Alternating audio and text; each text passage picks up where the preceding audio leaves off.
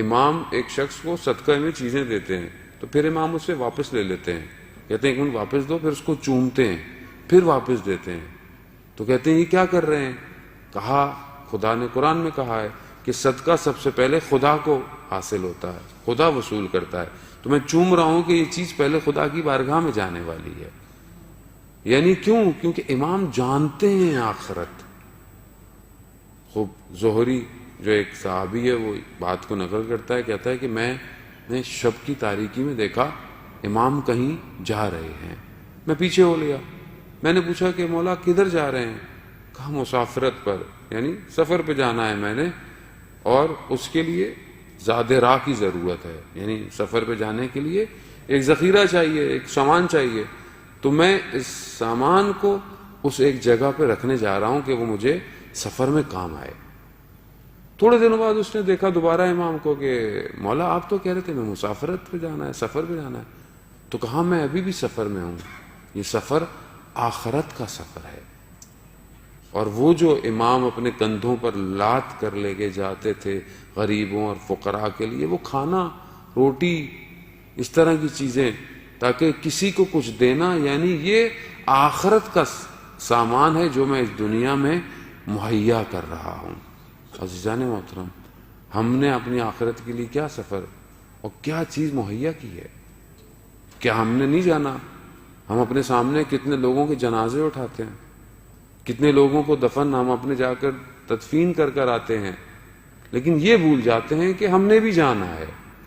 ہم یہ سمجھتے ہیں کہ ہم نے نہیں جانا، دوسرے نے جانا ہے، ہم نے نہیں جانا۔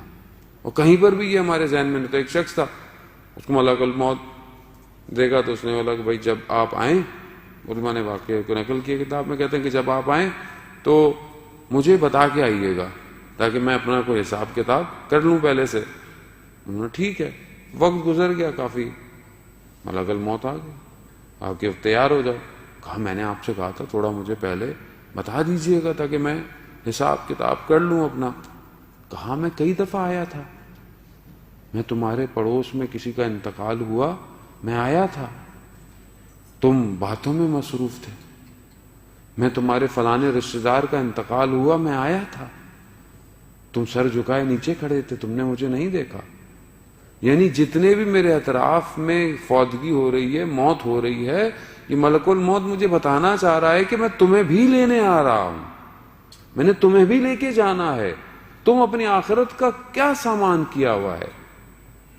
حضرت سلیمان نبی کہ جو کھڑے ہوئے تھے ایک عالیشان محل بنانے کے لیے، اپنا وہ بنانے کے لیے، اور ساری مخلوقات کام کر رہی تھی، جن اور جانور اور سب، اور اپنی عصا لے کر کھڑے ہوئے تھے، ملک الموت آ گیا،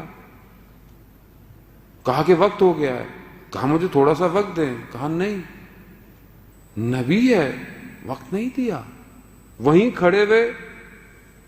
وہ تو دیمک نے اس عصا کو کھانا شروع کیا، تو کافی عرصے کے بعد جب وہ ان کا بدن وہاں سے ہٹائے تو پتا چلا، ورنہ کافی عرصے تک وہ لوگ کام کرتے رہے۔ عزیزان موت، ملک الموت پوچھ کے نہیں آتا، بتا کے نہیں آئے گا، وہ رسول خدا کے تھے جن کے دروازے پر دستخط دے کر آیا تھا۔ عزیزان محترم، ہم آخرت کے لیے کیا کر رہے ہیں؟ ہمارا وہ امام جس کی آج ہم جشن میں آئے ہیں، وہ اپنا زادرہ رات کی تاریکی میں جمع کر رہا ہے کہ وقت شہادت جب غسل دیا میرے پانچویں امام نے، امام باقر علیہ السلام نے، اللہم صلی علی محمد وآل محمد، تو امام کے بدن پر نشان تھے۔ راوی کہتا ہے کہ میں نے بعد میں امام سے پوچھا کہ یہ آپ کے بابا کے بدن پر کون سے نشانات تھے جو اتنے پرانے ہو چکے تھے؟ کہا یہ رات کی تاریکی میں میرے بابا یہ کھانے اور چیزیں غذاؤں کی بوریاں اپنے کندھوں پر ڈال کر غریبوں کو دے کر آتے تھے۔ عزیزان محترم، کہاں میری زندگی میں خوب ٹھیک ہو سکتا ہے اس طرح غریب فقراء نہ ہوں، کوئی تو ہوں گے، بہرحال کہیں تو ہوں گے، کہیں ہم نے اپنے ملک کے اندر ہوں گے ہمارے، کبھی ہم نے کوئی زحمت کی، ہم تو اچھے اچھے کھانے کھاتے ہیں، کبھی ہم نے سوچا کہ کبھی ایک کھانا رستے میں چلتے ہوئے پیک کرا لیں، ہو سکتا ہے کوئی غریب فقیر، کوئی ایسا شخص کہ جو یہ نہ کھا سکتا ہو وہ مل جائے۔ نہیں ہے، کیونکہ ہمیں آخرت کی فکر نہیں ہے۔ رسول خدا حضرت محمد مصطفیٰ صلی اللہ علیہ وسلم اپنی بیٹی کے گھر گئے تو دیکھا بی بی بہت غمگین ہے، اداس ہے. کہا بیٹی یہ چہرے پر غم اور اندوہ؟ کہا بابا مجھے آخرت کی یاد آ رہی ہے کہ جب لوگ وہاں پر اوریاں ہوں گے، یعنی لوگوں کے پاس وہاں پہ کوئی ایسی چیز نہیں ہوگی کہ اپنے آپ کو چھپا پائیں گے، سب عیاں ہوگا، ہر چیز ظاہر ہوگی وہاں پر. تو عزیزان محترم، ہم کیونکہ بہرحال ہم لوگوں کو تذکرہ بھی بہت زیادہ نہیں دیا جاتا، ہم بھی خوش ہو کے چلے جاتے ہیں محفل مجلس سے، تو اس لیے ہم لوگ بہت زیادہ آخرت کی یاد ہے نہیں. قرآن 30% آخرت کی طرف توجہ دے رہا ہے، قرآن کی آیتیں آخرت کی طرف گفتگو کر رہی ہیں، ہمیں یاد دلا رہی ہیں.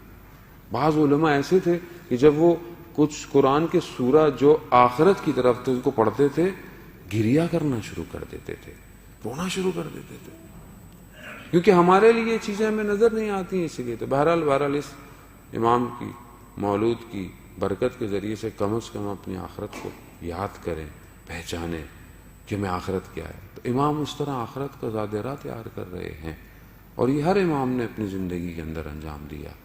ہمیں بھی چاہیے کہ ہم بھی کوئی چیز اپنی آخرت. عزیزان محترم، جو چیز اس دنیا میں ہم اللہ کے لیے، اللہ کے راستے کے لیے خرچ کریں گے وہ چیز باقی رہ جائے گی.